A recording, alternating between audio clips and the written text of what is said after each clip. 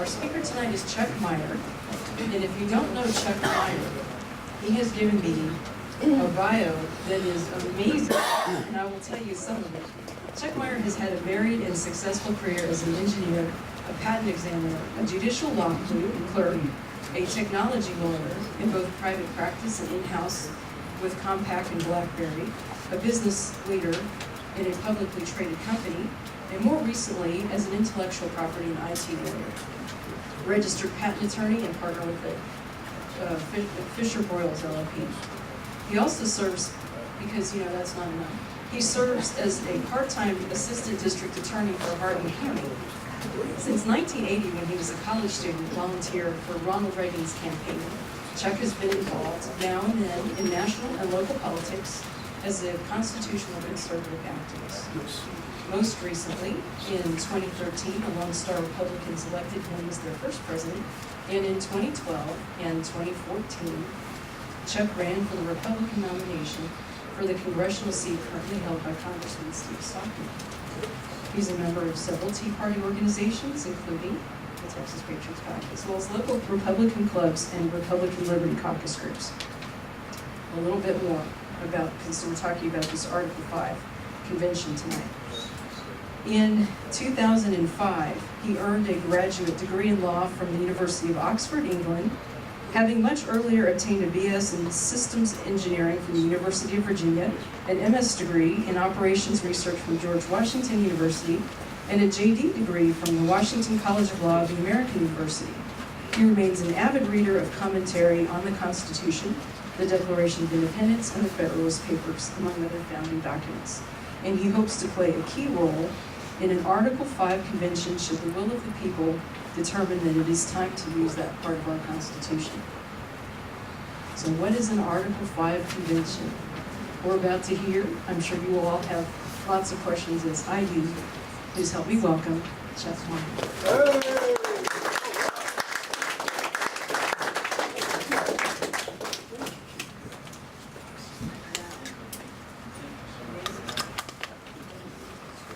Well, the good news is none of you, except for two people in this room that I see, had the opportunity to hear me speak previously when I ran for Congress. So I apologize to the members of the Executive Committee of the Tri-County Tea Party from Liberty County who are here tonight. And encourage you all to meet fellow Tea Party members, Pastor Vaughn and Mr. Ansley. Would you stand up? So they heard my jokes, so if they groan, that's why. All right. Well, has the time finally come is sort of the theme of this presentation. Has the time finally come for us to take this step to return us from a post-constitutional national government to one that represents the type of government we were meant to have under our Constitution? Now, how many people in this room, before I launch the presentation, have read, well, how many have heard about Mark Levin's book, The Liberty Amendments? Wow. Now, how many people in the room have read that? No. Okay, about 90% of the room. I'm not going to be talking much about that. I will be making reference to it tonight. But I have, in looking at this issue, I have determined there are three strands at least of what we should do to rein in the federal government. And Luke, are you still in the room? What do I need to do? It's the right arrow. That's before you breathe.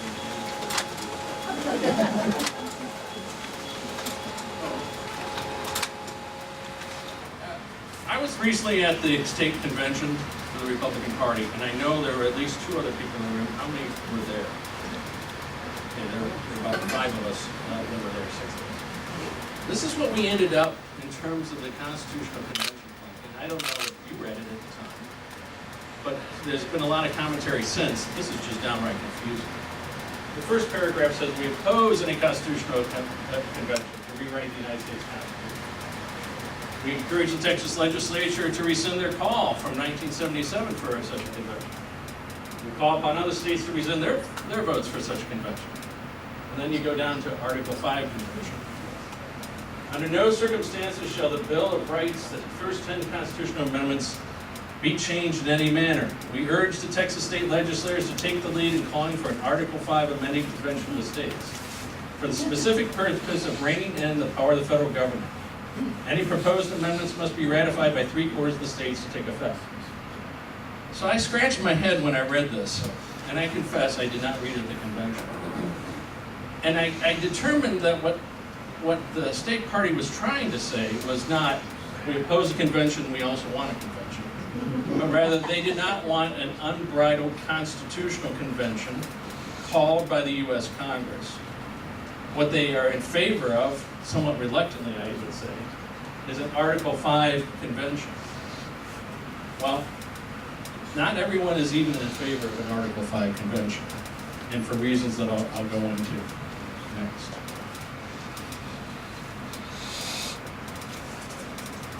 There are three prominent strains of thought that I've seen.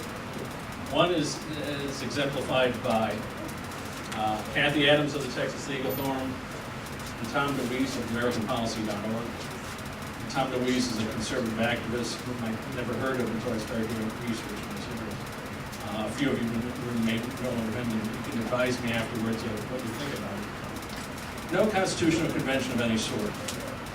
This is based upon fear, in my opinion. Fear that we'll have a runaway convention. And they don't want to consider any alternatives that would preclude a runaway convention. Then you have the Mark Levin approach, and that is, times come, folks. When you read through his book, you almost get a sense of desperate times call for desperate measures. That we are beyond the Constitution. We're in that post-constitutional environment that he speaks of frequently.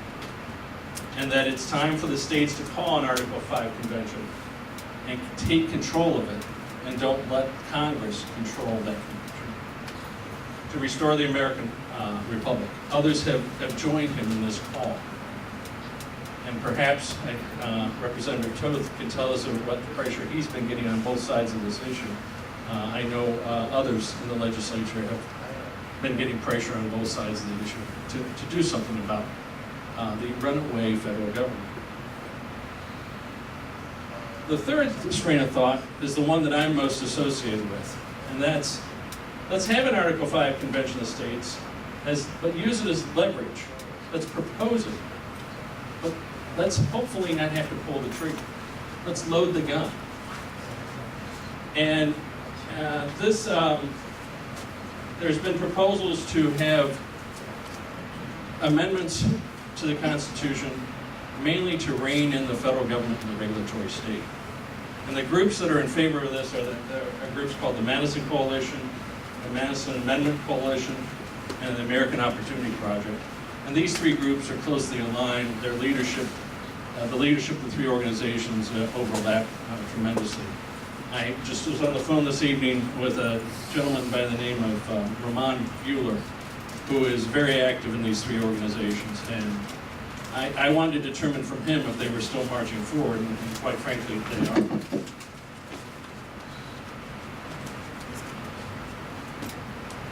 to go back.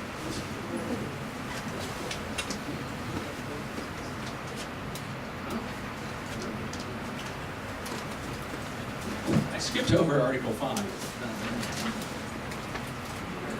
Unless you're a constitutional addict as I am, you probably haven't had a chance to pull out your pocket Constitution and read Article 5 recently. And it's important before we go into discussions of amendments and techniques that we go through it. Basically, it says Congress can, by 2/3 of both houses, propose a constitutional amendment, and then it goes to the states for ratification. Or the legislatures of 2/3 of the states can propose a convention for proposing amendments,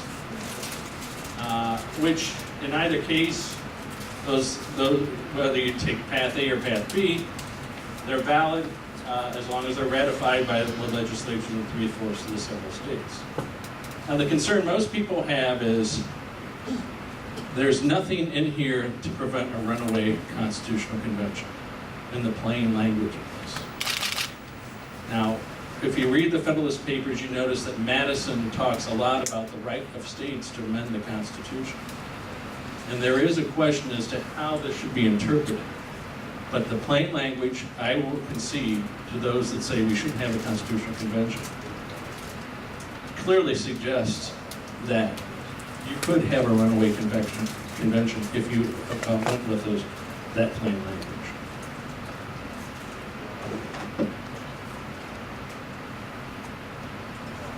One of the proposals is called the Madison Amendment, after James Madison, the father of our Constitution. And this would clarify, if we could get Congress to propose this to the states, then we wouldn't have a problem, because it clearly says if 2/3 of the legislatures identify an amendment to the Constitution, use identical language, and they can call a convention solely to decide that amendment, to be a single amendment constitutional convention, which, if proposed, would be valid just as if it had been in a general constitutional convention. This restricts it to identical amendments coming from state legislatures. And it is a workable solution. But how do you get Congress to pass such an amendment?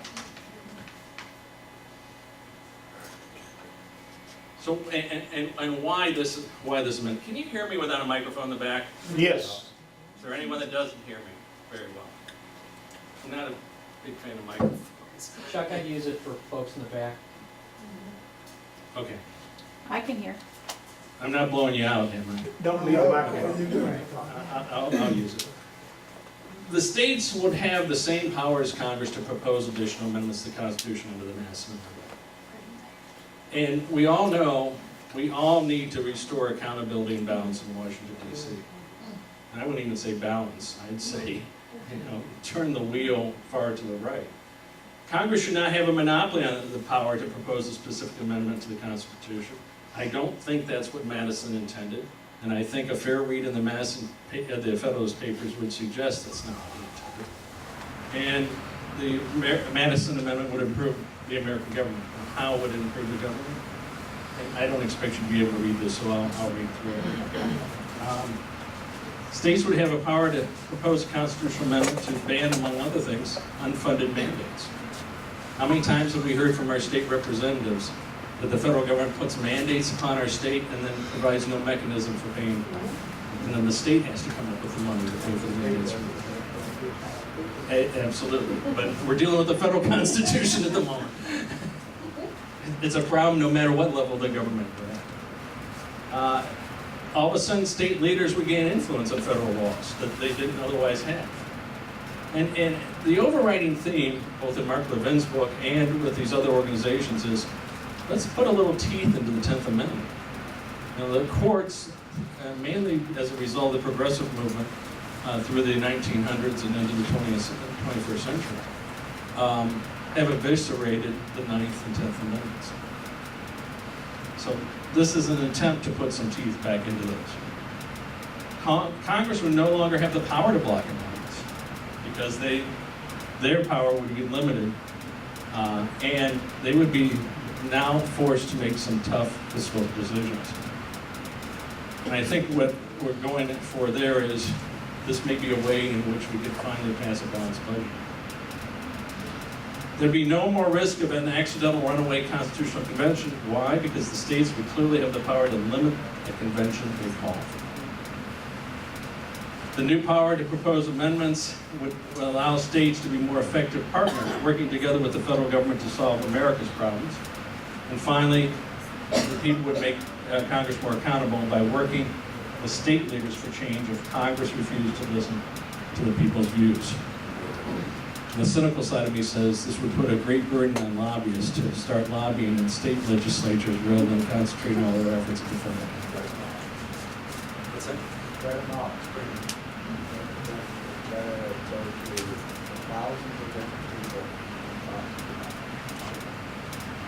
There's a question in the back. I was just going to say, you should add to that, it also diffuses the power of the media, because now it's out in 50 different testing places, and it's not all concentrated in Washington, where the media has an overbearing effect. Can't disagree with that. The Madison Initiative and the other projects that I referred to also proposed as the First Amendment to be passed in a single amendment convention, something called the Regulation Freedom Amendment. What this amendment is intended to do is to break the back of the regulatory state.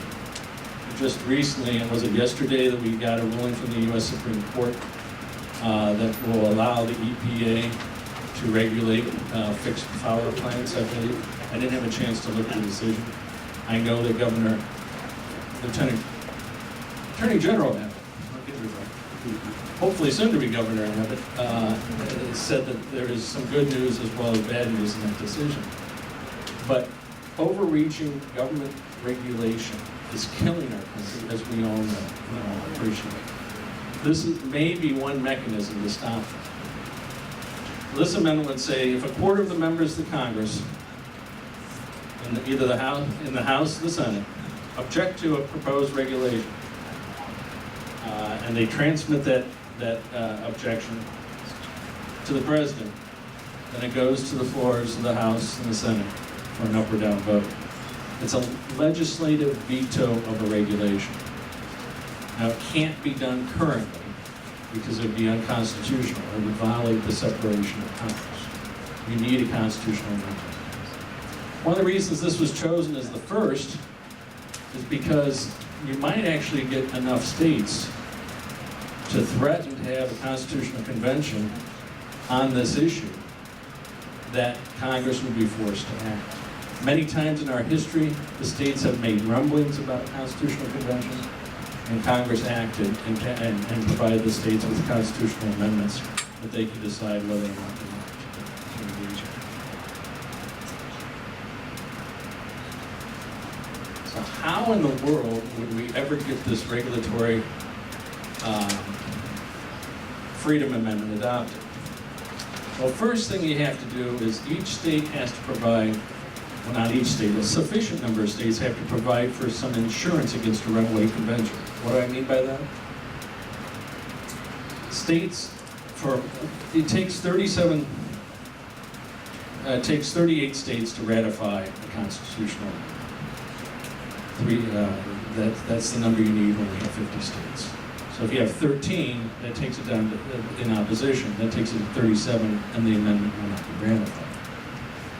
If you had a state constitutional amendment that said the legislature has no power to ratify constitutional amendments from runaway conventions, from conventions that deal with anything outside the strict wording that every state legislature has passed on to. Then, if you get 13 states to have that in their state constitutions, that's one mechanism for stopping a runaway convention, because those states would have no power in their constitution to ratify an amendment that went beyond the bounds of what the legislature authorized that convention to do. Another thing would be a U.S. House rule or a pledge by senators that states that they will not refer to the states amendments from a runaway convention. The only amendments that they would refer to the states, to vote to refer to the states, would be the single amendment for which the Constitutional Convention was called. And finally, and we're seeing some very interesting legislation throughout the country on what are called faithless delegates. Indiana has provided criminal sanctions for someone that goes to a constitutional convention and goes beyond the directions given to them by the legislature. Criminal sanctions. I think that would get my attention if I were a delegate. I mean, putting aside the fact that I would no longer be practicing law, I also do not look good in orange or pink if I'm over in Arizona. But other states have provided for criminal penalties. Some states have provided for the immediate recall of that delegate and a substitute delegate going to such a convention. I realize this is all theoretical, but folks, it could happen. And there may be good reasons for it to happen. And if you haven't read Mark Levin's book, I get no profit from shilling his book. I encourage you to read it. I don't agree with 100% in that, but as he says in his book, it's his first initial shot. It's his first plan. And we need to be talking about these issues, thinking about these issues, and educating our fellow men and women, our fellow conservatives about these issues. finally, the strategy comes to the point of, let's play on Congress's fears that we might actually call a constitutional convention to get them to act. If 2/3 of the states proposed that regulatory freedom amendment, or any amendment, do you really think that Congress, but did not accompany it with, and we want a constitutional convention, do you really think Congress would sit back, or would they act? In the past, they've always acted when there have been sufficient states to do that.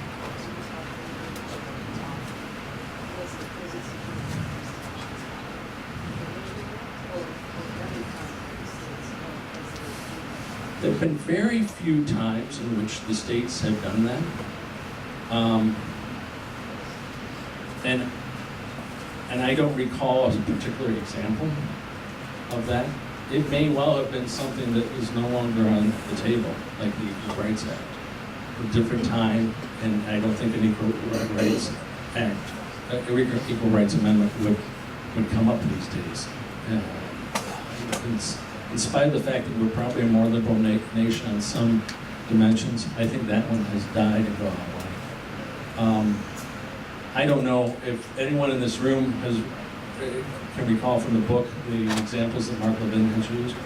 There have been very few amendments to the Constitution. There have been 27, and 33 have been proposed by Congress. So that leaves only 6 that have been proposed that haven't gone anywhere, and some of them are never going to go anywhere because one's about the apportionment of Congress having no less than 50,000 voters per district, and so nowadays we're up to almost 80,000. Is there someone in the back that can help me, or? Well, I just have a point, and I'd like you to speak to that if Sure. possible. Both in Europe and the United States, the natural tendency is for states to create smaller states. Like California's got petitions for those counties that are not liberal, as the state is, to disengage from those bigger cities and have a whole state based on, a more conservative understanding. And the same is true for Colorado. Unfortunately, the big cities, we're getting so many people dumped into, just demographically, causes a problem, that actually naturally, they're going for smaller entities. And really, what we have to fight here in Texas is Austin. It's not only the federal government, it's those people that want a liberal Texas to begin with. We're a red state, but that may not let. So it's the counties that are threatening to disengage from the state. That's the threat to make them act, is what I'm saying. It could be done at a smaller venue. It could be, but each state has a different setup than the federal to state relationship, at least how it's supposed to work. And not every state has a relationship or the equivalent of a 9th or 10th Amendment for the counties. And I have not paid that much attention to the Texas Constitution. I have read it several times, but I'm more of a federal constitutional guy. But I hear a lot, I heard a lot when I was campaigning of people complaining about how their county governments were getting, well, we just heard it tonight, mandates from the state, etc. And I will tell you that my perception of the effort to turn Texas blue has not just suddenly begun with Battleground Texas. It's been going on when the Democratic Party and the liberals in particular have realized that mud districts, and school boards, small town city councils provide excellent training ground or a farm system like in baseball for people who eventually go to the State House or to Congress. And I'll get you in a second. Having said that, maybe this is another argument for the time is now. Because at least in Texas, 2/3 of the, what is it, 2/3 of the House is Republican? Yeah, but it's less than a third are buying into this right now. Glenn Beck has been helping us, and we did a group of 10 North Texas representatives with him about 3 weeks ago, and so we're winning hearts and minds over to it, but it's gonna be a lot of work. Getting back on the back. Okay, there's one thing that liberals can have, I guess you'd call it a virtue, that once they set their sights on a goal, they never give up working toward that goal. I wish the conservatives were that way. Good case in point was the marriage amendment election in 2005. We figured, well, it was overwhelming, in favor of a man and a woman constituting marriage. But the Cougs and the liberals never gave up on destroying that, and look at how far they've gone today, and trying to overturn what we decided back then. They never quit, and they just keep on pounding away. And I think that if they went to the convention that we're talking about, and if it was a crime to carry it further, if they had their way with the Constitution, they wouldn't care. They'd go to jail for it and be happy about the victory that they won. I don't share that opinion. And to me, that demonstrates fear. It's not time to be afraid, and you'll hear about that later. Yeah, but I'm just We saying are they afraid never as give up. conservatives of our own shadow. And we're afraid to rely upon the U.S. Constitution to do what James Madison thought we should be able to do. Right, but these leftists and the kooks never quit, and we. But we need to be kinda the give same up. type of kooks that never quit on our side. Well, we should, but it doesn't work out that way for some reason. I don't know why. Yes, sir. Well, Chuck, the thing is, these so-called conservatives are sleeping in the same beds as liberals. That's the deal. And so, Steve, are you sleeping in someone's bed that we don't know? the exception of people like Steve. Madison said that in Federalist Papers 43 that there are sufficient constraints within the setup, the framework, to keep those that would wish to abolish, Jim, the current Constitution, as well as those that would keep us from a remedy where there is a need, where the Constitution needs to address. That, it can't happen. I was in the exact same boat you were 2 years ago before I read this. And I'm convinced that this is the way to go. Yes, sir. Chuck, you threw up about 3 different slides. Yeah. Would they have to be in and of themselves amendments to exist to do the next step? The one slide was what states could do at the state level Yeah. to protect against a runaway convention. These are 2 examples of amendments that I think and others think are necessary to rein in the regulatory state and to provide states with the power to amend the Constitution. Okay, so these would have to be constitutional amendments passed, started by Congress, getting 2/3, and then ratified by 3/4 of the states. Well, we keep pushing for the Regulatory Freedom Act or amendment is very similar to what was known as the REINS Act, which did not pass Congress. And I'd be happy in the short term if Congress said, oh my goodness, they're going to try to amend the Constitution through a constitutional convention to get this Regulatory Freedom Amendment passed. We better pass that REINS Act that we haven't passed and convince the president to sign it. And one thing to remember, the constitutional amendment process doesn't require to have the president be involved. In fact, Correct. the president's not involved. And there's no guarantee from what I see on the playing field right now that we're going to have anything other than a President Hillary. God forbid, but we all need to work hard to see that doesn't happen. But there are no guarantees in life.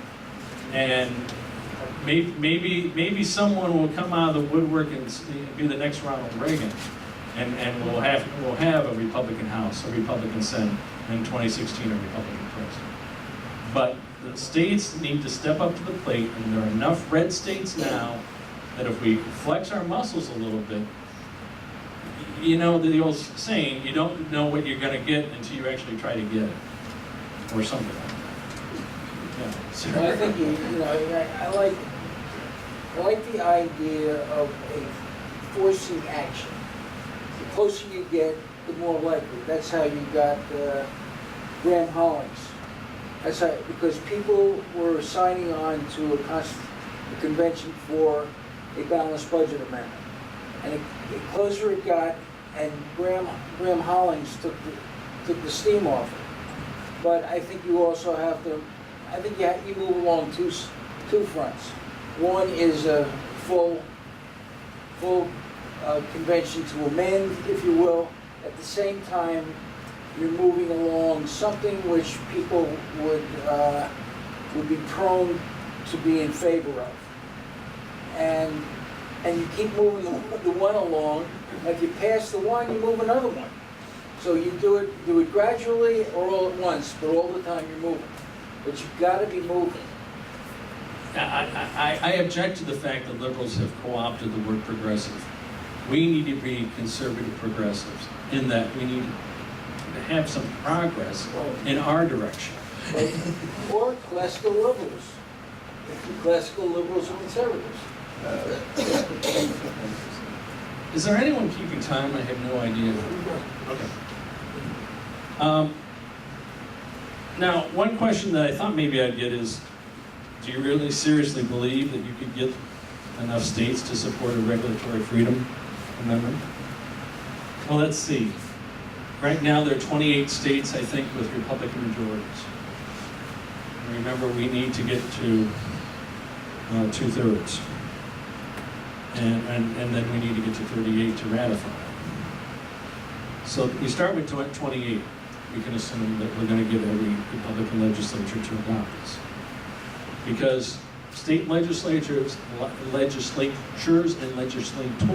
like to keep what little power they have and try to grab back from the federal government the power of regulating firemen, I mean, you name it, whatever, light bulbs, whatever you think about where the government is regulating within the states.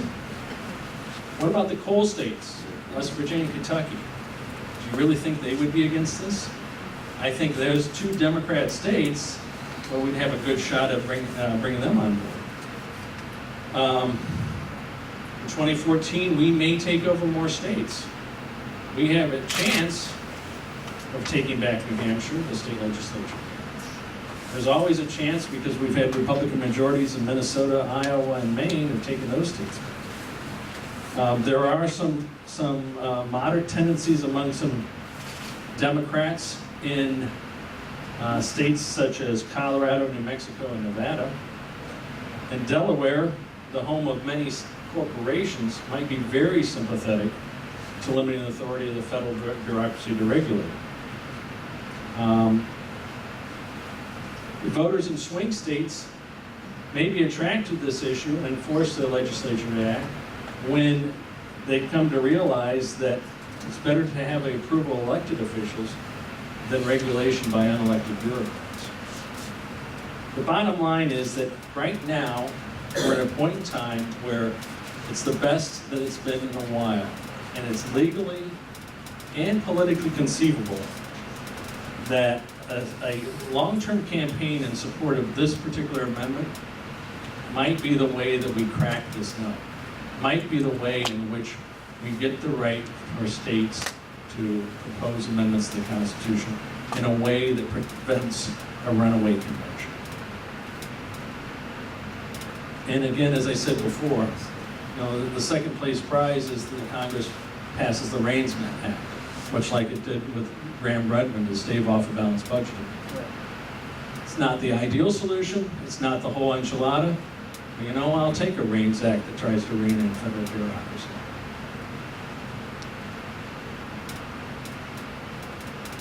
And imagine if you are campaigning for a state legislative seat and you are not supporting this. I don't care what state you are. Your political opponent is going to say, so you'd rather prefer unelected bureaucrats to be regulating the utilities in our state, regulating our roads in our state, and you might be surprised how some states that you typically would not think would be in favor of something like this, all of a sudden saying, yeah, we're Maryland. We get to regulate. We get to regulate the crab fisheries off the coast of Maryland. Or we're Hawaii, you know? We get to regulate the beaches. It's not the Army Corps of Engineers. Yes, sir. You also can't minimize the impact of Obamacare and the absorption of all the Medicaid costs that the states are going to have to absorb because they opted in. And I mean, it's a good time in regards to that because, you know, Steve can tell you how hard we have to take a look at Medicaid now, and we're not opted in. And these states that, you know, Kasich and others who took fool's gold to opt in, well, let's talk to them in 2 years. And again, that's all regulation. And it's silly for me not to bring up Obamacare as one of the main reasons we're doing this. Yeah. All right, I'd like to turn briefly to Mark Levin's Liberty Amendments, since most of us haven't read it. First one out of the box, term limits. To establish term limits for members of Congress. He proposes an overall number of years, whether you've been in the House or the Senate, to be in the U.S. Congress. And I'm a big term limits guy. I campaigned on that when I ran for Congress. And you'll see my proposal in a minute, which is a little different than this. But generally speaking, I'm pleased that our Senator Ted Cruz introduced a constitutional amendment for term limits. I don't know what Ted's looks like in comparison to Mark Levin's. I suspect they're probably pretty similar. Restore the Senate, repeal the 17th Amendment. There's a lot of interest in doing that. A lot of people think that we're out of balance because the original concept was the states would have representatives in Congress, not just the people. Sort of paralleling the 9th and 10th Amendment. You'll see my proposal later, which is not quite the same. I think it gets to, it's a step in the direction and maybe more palatable. Term limits for the Supreme Court justices, it should be plural, and a supermajority legislative override of a Supreme Court decision. This one is not one of my high priorities. I understand the arguments. I understand the frustration with the Supreme Court that can find a penalty as a tax. And I'm much more in favor with the 2/3 supermajority than I am taking away life tenure. Because one of the reasons that we have life tenure is that people can make hard decisions and not worry about being removed from office. So I'm sort of split on that one, personally. But Yes. if it's a term limit, it's a term limit. It's not like you're taken out, it's a term limit. So you're still gonna have the freedom to make whatever choice you wanna make. You're just only gonna be there for a certain number of years. True, right now you have a term limit called death. Yeah. But you know, the difference between death and a term limit, and this is not a joke, is that you never know when your term's going to be up, and you're still subject to public criticism while you're in office. Whereas if you say, "This is my last year of my term, I'm going to vote that it's Obamacare is a tax and not a penalty." You might feel actually freer when you know that you have a limit than if you know that you're subject to public ridicule and scrutiny.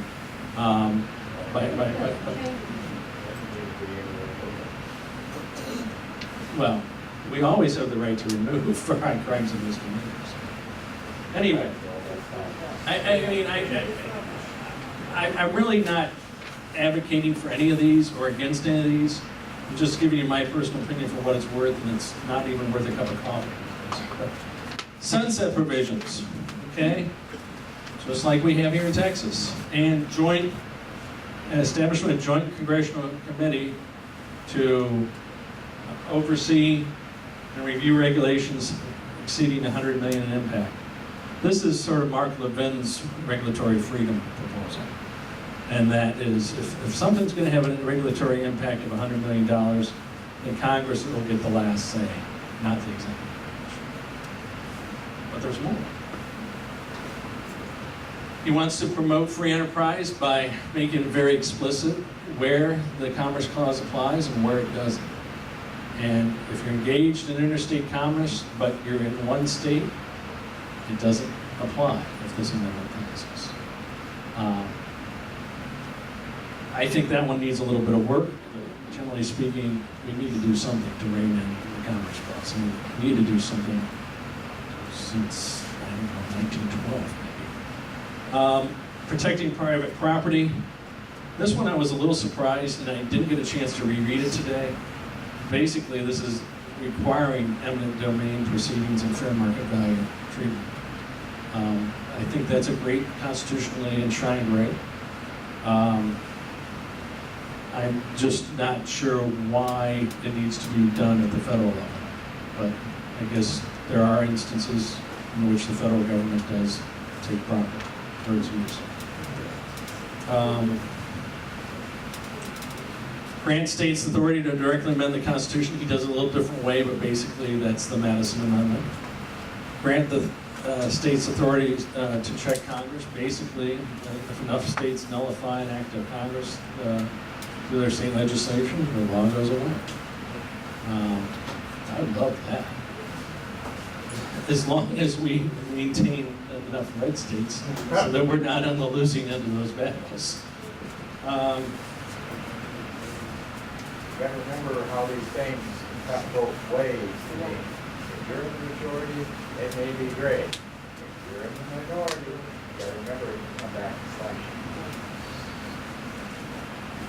I agree. And then finally, he has a suggested amendment to protect the vote by requiring voter photo IDs and other safety things.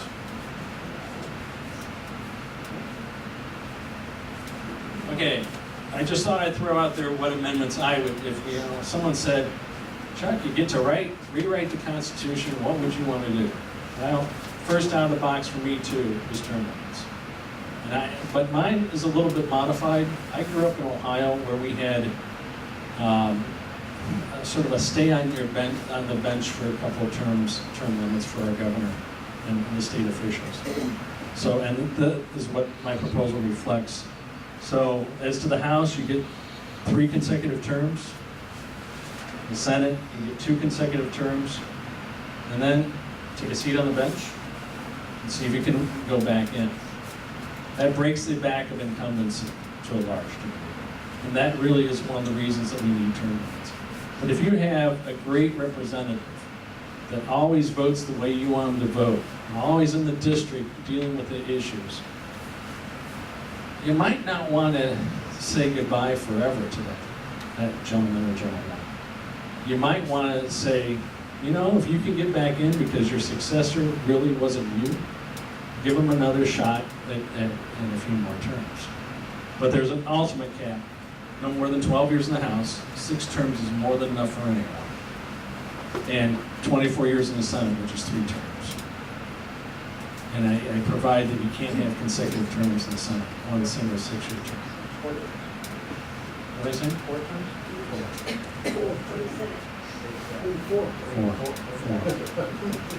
4 terms.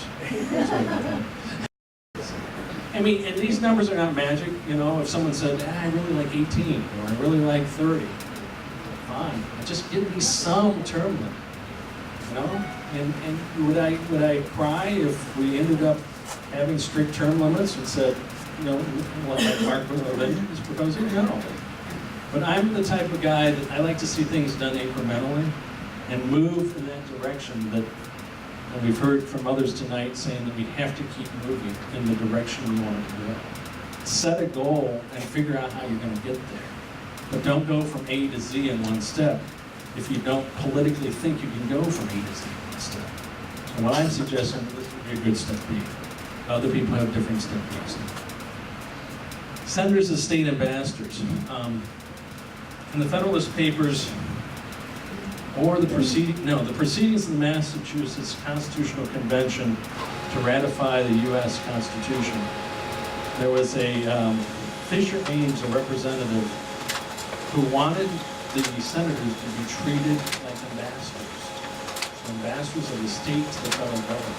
He didn't even use those words.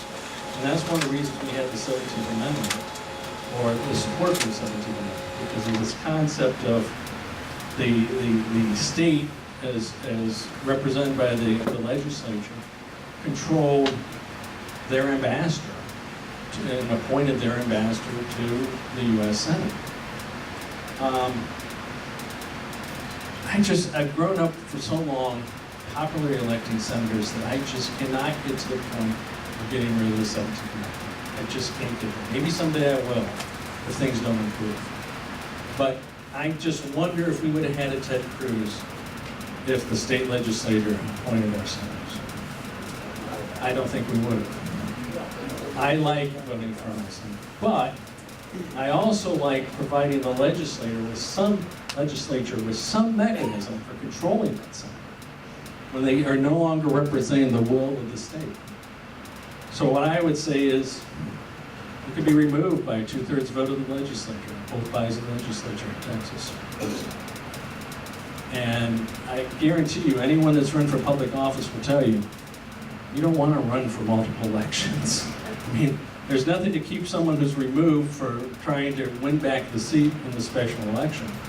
And you could have provisions that if the people really want that senator in spite of the fact that they've been yanked out by the legislature, then, you know, he or she is more than willing to try to go get that seat back.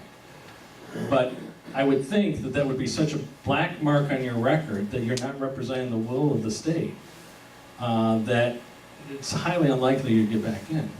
And then I have another provision that says, if the majority of both houses of the legislature recalls the ambassador for consultation, recalls the U.S. Senator for consultation, then he or she has to appear before both houses of the legislature and receive direction and answer questions. Almost like in England, question time before in Parliament. And that's immediate consultation. So we're recalling our ambassador, just as in international law and politics, we recall our ambassadors from Iran or from Russia or wherever. Other countries do it all the time to take them back from here. I think that would definitely crystallize in the mind of that senator that they need to adhere to what the state legislature wants them to do on a particular issue. Now, I would hope that none of these two provisions would ever be needed, that people would start aligning their votes or their actions in Congress with the will of the legislature, without having to go that final step and saying, you know what, if you don't do this, the next step is going to be we're going to have the 17th Amendment repealed, and the legislature is going to directly appoint you, and then you will be voting with choice. And then finally, on that point, I'd also require that the senators jointly address both legislatures in sort of a state of the union address from the senators to the state legislatures, to make sure that there's at least once a year alignment and information exchange in a formal, professional way. I think it's desperately needed. I think we're fortunate in Texas that I believe our two state senators, generally speaking, are in line with the views of the state legislature. But I would like to see them present to the state legislature and have it broadcast, or at least be on YouTube, as to what they think the issues that affect Texans and how they're going to deal with them in the U.S. And then finally, I'm one of the few people that believe, I think, in the Electoral College. And I don't like winner take all, even though it benefits us here in Texas. And it also benefits Democrats in California. I would prefer the Maine, Nebraska approach, where if you win the state, you get the votes attributed to the two U.S. senators. And then on a district, by congressional district basis, you get a vote if you win that district. That's how Maine does it. That's how Nebraska, I believe, still does it. And I think we need a uniform electoral college. I probably would also throw in that you get to clarify that the Electoral College decides whether someone is qualified to be U.S. president or not the U.S. courts. Not that it would make any difference with Obama, but... So anyway, at this point, I've really run a lot longer than I planned. Call to action, and I made reference to this earlier. Bravery is not the absence of fear. It's acting in spite of your fears. The time has come, folks, to do something. You know, it's not to say no constitutional convention whatsoever, and not even be willing to discuss it. And there are some very strong conservative leaders that have that position. They don't want to hear it. I think we need to educate those folks as to what the original intention was by Madison when he wrote the Constitution. What can we do? Well, I think we can encourage Tea Parties through the state of Texas to support the Madison Amendment, the Regulatory Freedom Amendment, trying to build up grassroots support for anti-ratification state constitutional amendments, you know, from 108 conventions, those safeguards. Also, make sure that the state legislatures, since we're here in Texas, that the Texas legislature provides for penalties. They don't have to be criminal, but strong penalties for faithless delegates. Because if enough states get together and there is a call by Congress for a constitutional convention, we need to be prepared. And we need to be part of that 13 or 14 states that's blocking amendments to the Constitution that eviscerate a document that is being shredded as we speak by the President of this administration. And finally, encourage our representatives in D.C. to act. If they don't act on these amendments, tell them there will be a groundswell and demonstrate. Take time to make phone calls to legislatures in the state of Texas, or take time to educate yourself on these issues. Call me and email me. Tell me I'm wrong. Fine. I said to Pastor Aubrey on the way in, I said, I want hard questions, because if I can't defend them, then if I can't defend them among friends, I sure as heck can't defend them among enemies. And I only started looking into this, I guess, right before the primary last year, when I first came here. And it was only because I met the head of those organizations in D.C., and he's gone around to various state legislatures and legislators, and he's been fairly successful with this organization and bringing on the states.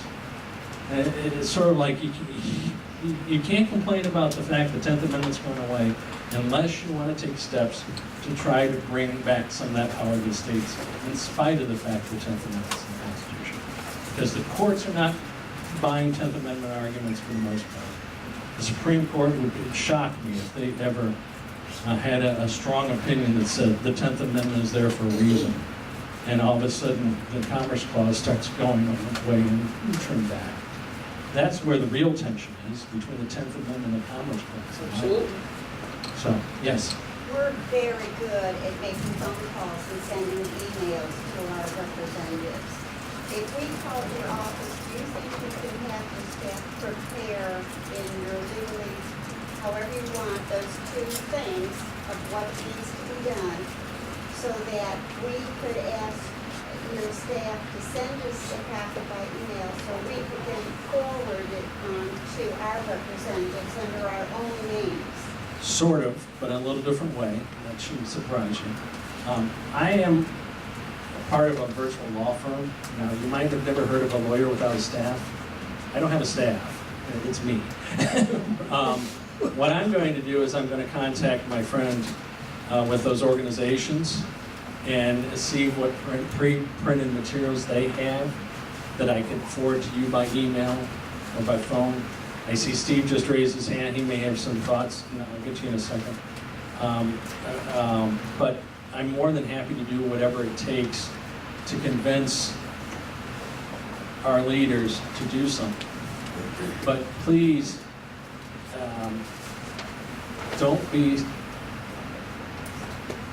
this goes against my interest, but don't be persuaded by what I presented tonight. Do your own independent homework and your own study, and be confident that this is the right path. This is, on the surface it seems so easy, but the more I dig into it, the more confused I get. and especially, and I think there's a lot of confusion, as evidenced by that platform and the Republican Party platform, that plank, or those planks. I mean, people on the internet are confused. And they're critical of it because they think it's inconsistent. So, yes, there's my phone number, there's the email address I'm using. I call this the political line because that's what I used for my run for Congress. And I've kept it because I'm not prepared tonight to announce what I'm doing, but I will be running for an office in the fall that's a nonpartisan election. I'll just leave it at that. But I don't have a treasurer yet, so I can't announce. So, all right. Does that answer your question? Yes, thank you. Steve, you wanted to comment? Yeah, Mark Levin has sent the book out with a personal letter to every state legislator around the country. And American Legislative Exchange Conference already has state lawmakers discussing what the next step is. And what they've come to the conclusion is that they can't put 10, 15, 20 things out there. It's like herding cats. And so they're going to try and find like one thing. One and only one thing. I think, Chuck, I think yours is the best idea. The Regulatory Freedom Act? Yeah. It's a But good idea. it's not mine, but it's the group that I'm with. I think it's got to be patched a little bit differently so that American people can understand what it is. But encourage your state lawmaker to get behind what ALEC is doing. Because if we've got 26, 32 different states all pushing for something different, again, it's like herding cats. Just get them to get behind ALEC and get behind ALEC so that, again, even if there's the threat of doing this, it's a shot across the bow to the federal government that they've got to start, recognizing states' rights in the 10th Amendment. And you have to demonstrate you have the power to do this. And once you demonstrate you have the power, people go, wait a minute, what else do we straighten out on our own without these people? So you have to pick one, get behind it, and show the ability to do it. And again, the closer you get, the more likely you're going to get legislative activity. And if I'm going to go after one, I'm going after the commerce stores.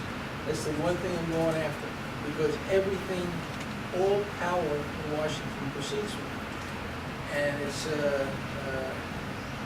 have the power to tax and everywhere, but there's a pushback on the power to tax, because people just, they say, we're not raising my taxes again.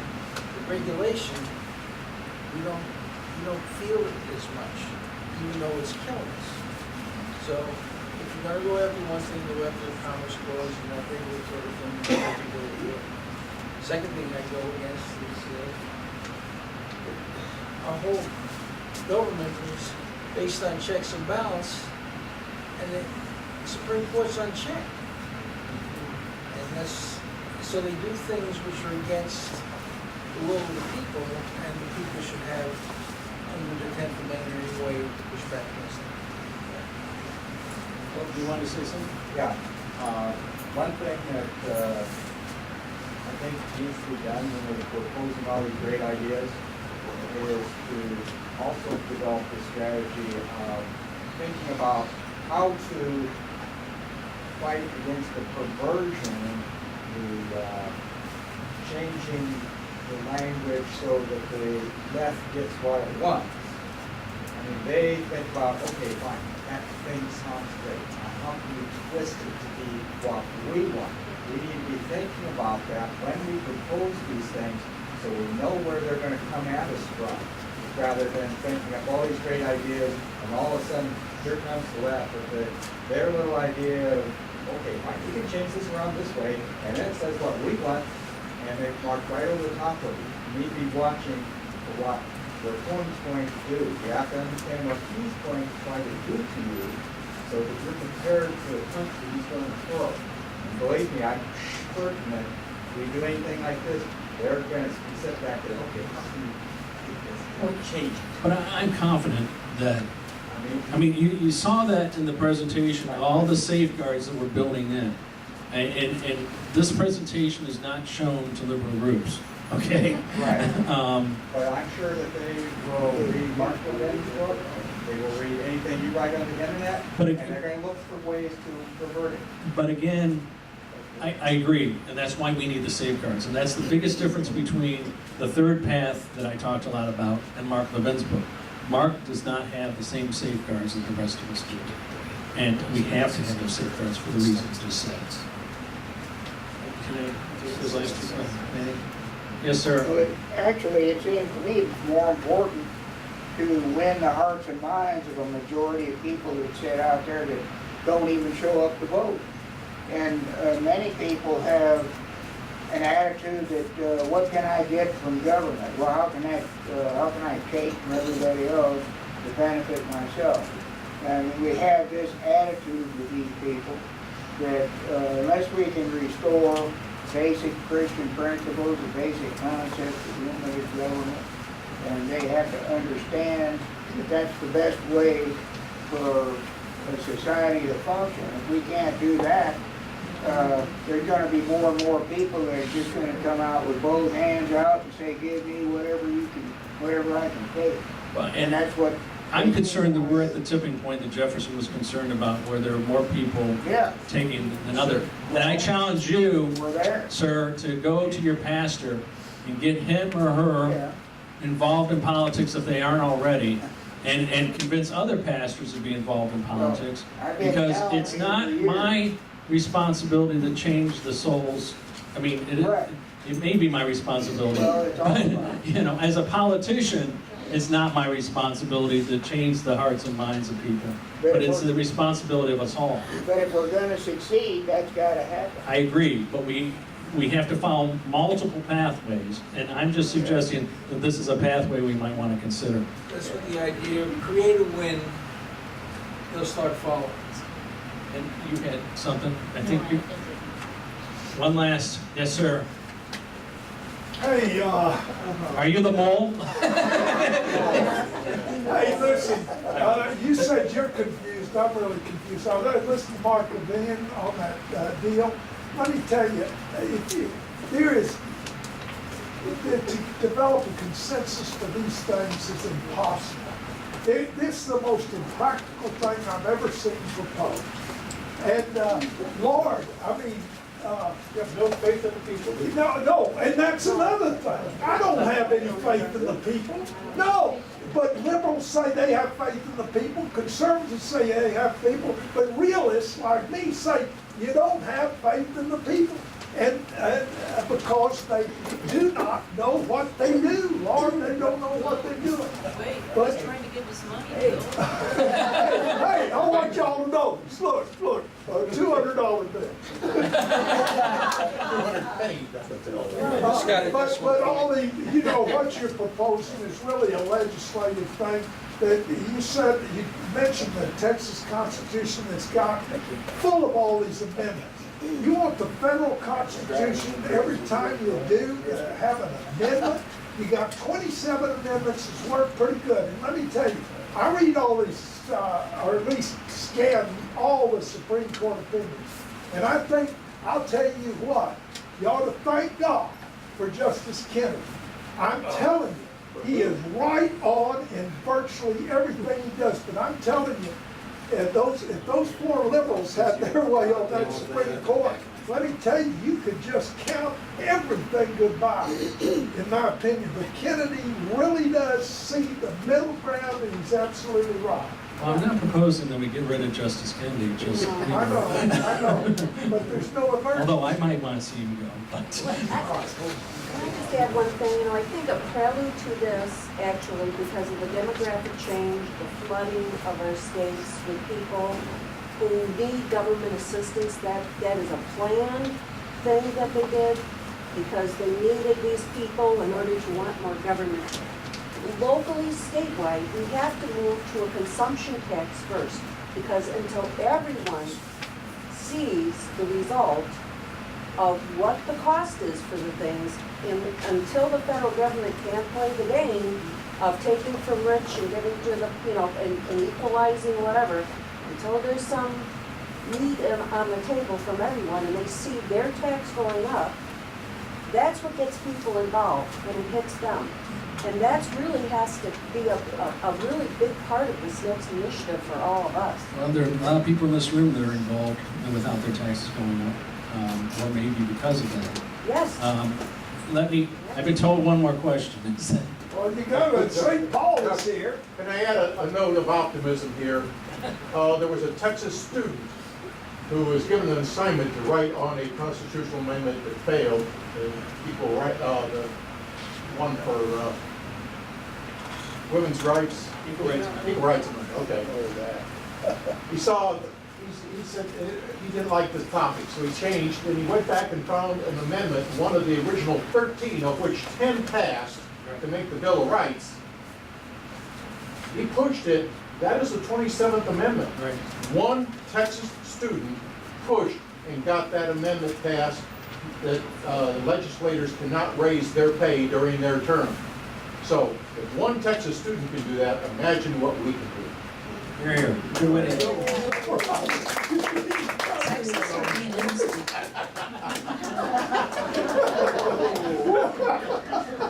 Thank you so much. Very much.